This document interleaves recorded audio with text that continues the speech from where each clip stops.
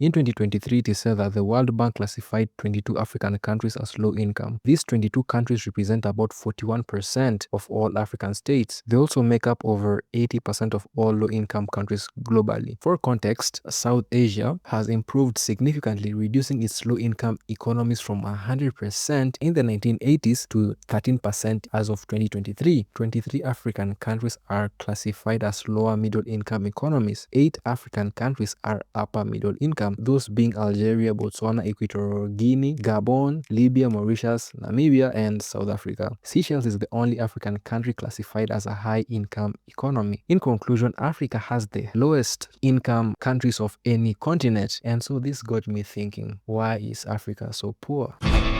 In my research, I came across this article that did a rough estimate of the mineral wealth potential of what some of these African countries withhold, right? It is said that gold mines from South Africa are estimated to withhold like $2.5 trillion. And from the Democratic Republic of Congo, it is estimated to withhold like $24 trillion. And yet, not even a fraction of that goes back to the country. Even the GDP is not even close to that. And you are asking yourself the same question that I am asking myself. How is that possible? They have all the power, they have all the say. Well, that is not exactly the case, ladies and gentlemen. In order to actually know why poverty exists in Africa, we have to define what poverty is in Africa. According to the World Bank, it states that Sub-Saharan Africa accounted for 16% of the world's population, but 67% of the people living in extreme poverty. 2/3 of the world's population in extreme poverty live in Sub-Saharan Africa, rising to 3/4 when including all fragile and conflict-affected countries. 67%, ladies and gentlemen. Basically, a majority of what the world is, man. Like, that is crazy, man. This means that people are surviving on roughly $2 to $3 per day, man. Basically living hand to mouth. We can all agree that Africa is a very rich country, right? We have everything that the West could wish for, from the resources, from the young and skilled workers, growing business sectors. We have very huge biodiversity and natural ecosystems. And so if we have this high accumulation of wealth, why is it that there's no money,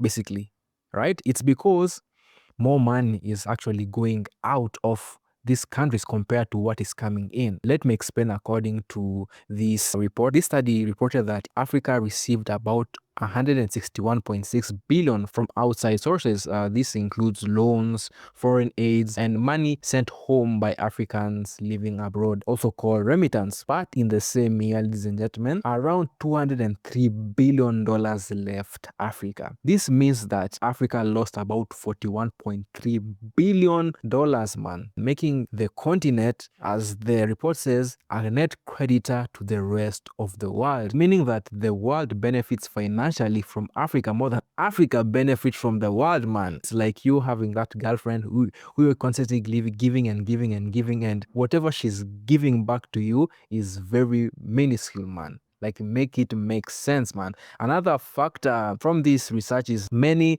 multinational companies operating in Africa take profits back to their home countries, basically meaning that there's more foreign entities that are extracting minerals, all that kind of stuff, compared to homegrown or government-based entities, right? This report says that Africa received about $19 billion in aid, right? But about $68 billion lived through capital flight. This is because many of these companies misreport the values of exports or imports so that they can avoid paying taxes in African countries. And of course, this is factored in from corrupt African officials who are in such offices that can see through these finances and all that kind of stuff and actually say, you know what, this is wrong, but instead they want to take their cut and make a leeway for these multinational entities to go away with a lot of money. Another interesting factor is how our African governments ask for more debt. For example, in 2015, there was an accumulation of around $32.8 billion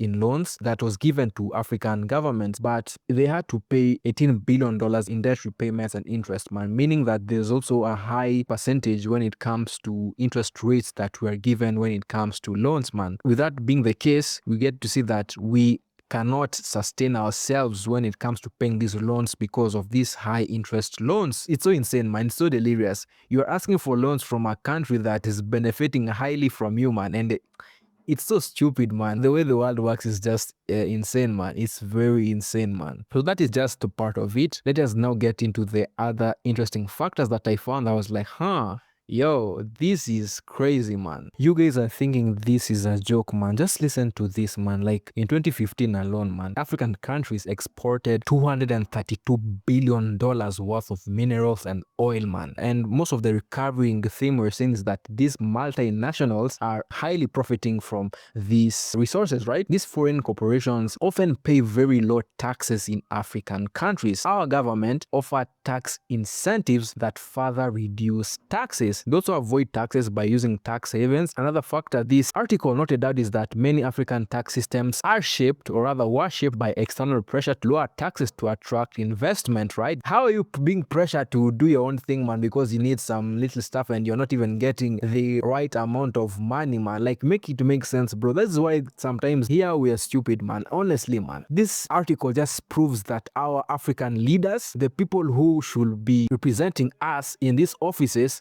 are dumb as fuck, bro. Not gonna lie, bro. Another interesting factor from the article is that we have very limited African ownership when it comes to our own resources. As per the 2015 report, the 500 largest African companies had a combined turnover of $698 billion. So imagine if you do the math, it's not a lot. It's like roughly $1 billion each, right? Another interesting factor is that African governments usually hold small shares of about 5 to 20% in these investments, man. As per the research, it says that 101 companies listed on the London Stock Exchange control about, at the time, $1.5 trillion in African resources in oil, gold, diamonds, coal, platinums. These companies operate in 37 African countries. 59 of them are incorporated in the UK, while 25 are registered in tax havens such as the British Virgin Islands, Guernsey, and Jersey, man. And I'm pretty sure this is just some of the few that they are found. Imagine like from China, from the US. Imagine that, man. That's crazy, man. Another interesting factor is illicit financial flows remove large amounts of money. It is said that around $68 billion, as we said earlier, leaves Africa each year through illicit financial flows. This equals about 6.1% of Africa's total GDP. That's crazy, man.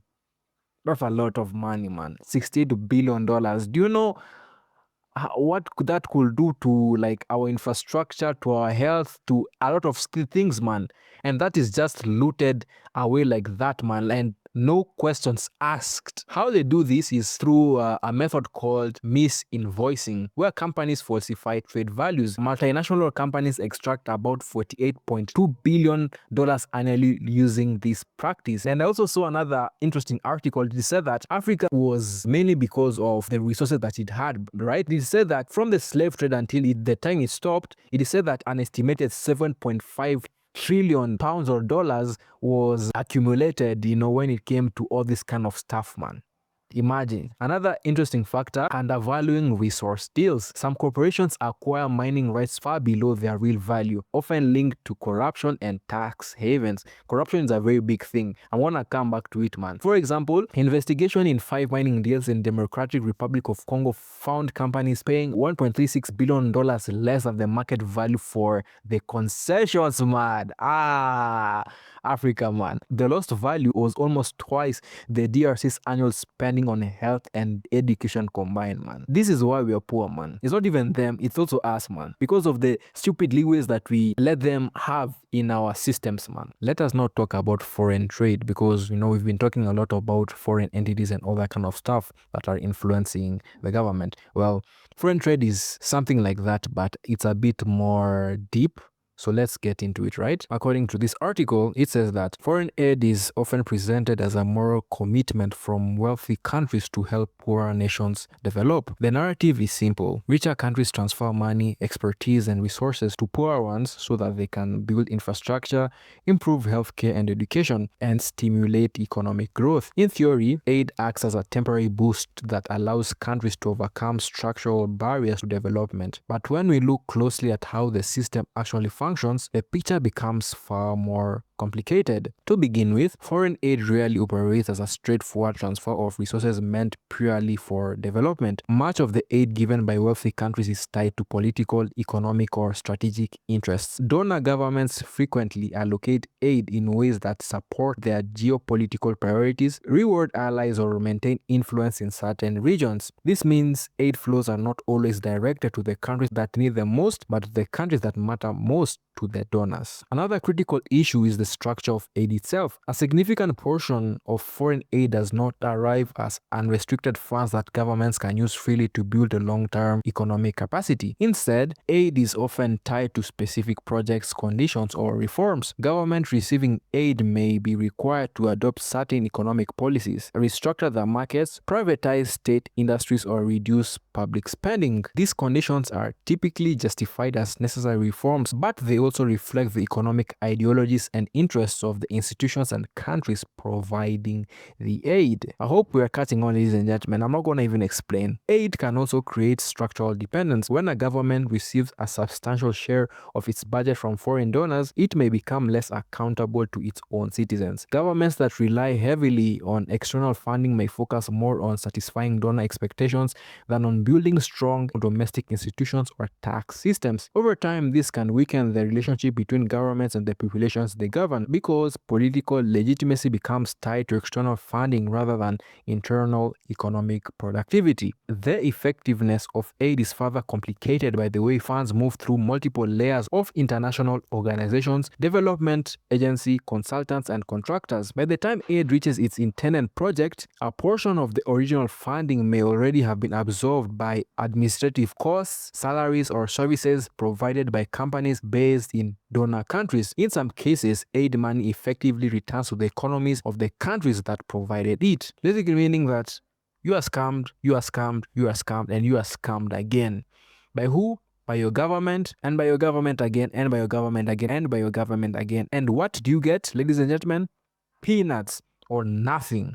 Okay, there is also the issue of policy fragmentation. Many developing countries, in this case African countries, receive aid from dozens of bilateral donors, international organizations, and non-governmental organizations simultaneously. Each donor often has its own priorities, reporting system, and development strategies. Governments must spend time coordinating with multiple agencies instead of focusing entirely on implementing coherent long-term economic policies. This complexity can reduce the overall effectiveness of development programs. Another layer of criticism concerns the broader global economic system in which aid exists. Some analysts argue that the financial flows leaving many developing regions through profit repatriation, tax avoidance, illicit financial flows, and debt payments are far larger than the aid entering them. In this view, aid becomes a relatively small compensatory flow within a global economic structure that allows wealth extraction to continue on a much larger scale, basically meaning that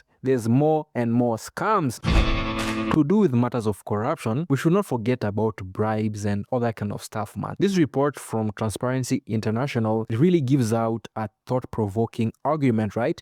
It states that corruption weakens public services, in which we cannot agree with that. It does, man. Let me just show you what Nairobi looks like, man.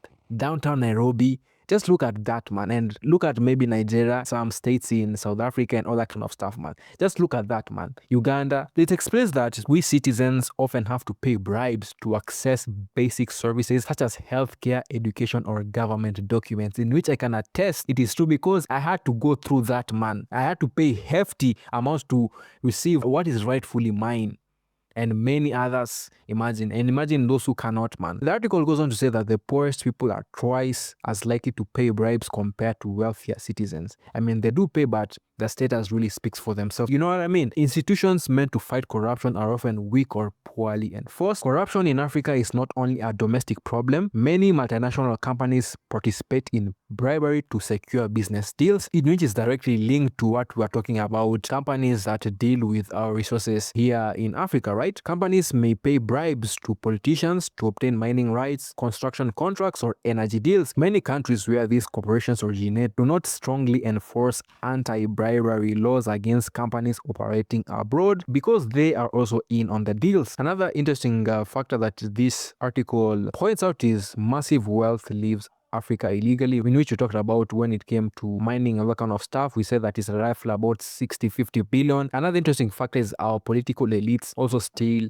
public wealth, man. I'm not even gonna read these articles in Kenya. Just take a look at these articles, man, that talk about a lot of money that was meant to help the public is just gone, vanished into thin air, and nobody is gonna investigate about it, man. Another good example is members of ruling families embezzling billions, from state resources, and they moved this money abroad, like tax havens, right, to Switzerland. If you know who Mobutu is, he's the second president of the Democratic Republic of Congo. He had a lot of assets outside of Africa, particularly in Switzerland or in Europe, majorly. Goes on to show that this is evident, and it is insane, man. And is one of the few that have been exposed, man, because of course his reign came to an end. But yo, mad fam. And that is it, ladies and gentlemen, basically, man. Of course, there's a lot of things that I could talk about, but these are, I believe, one of the major components that are aiding in making Africa remain poor, man.